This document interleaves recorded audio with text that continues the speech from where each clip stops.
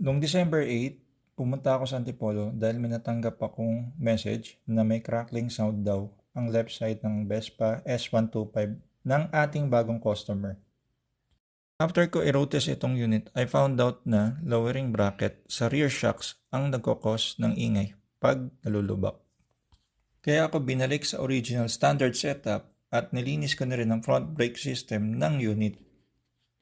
Pinatest ko kay sir ang unit after kung may ayos ang issue at ito ang sinabi niya. Very good. Galing, galing. Okay. As to the price, sulit na sulit. Okay. For a home service, sulit na sulit yung price ni sir.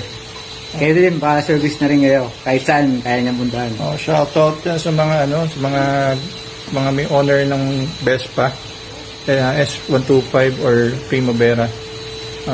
PM lang po kayo kung yung mga service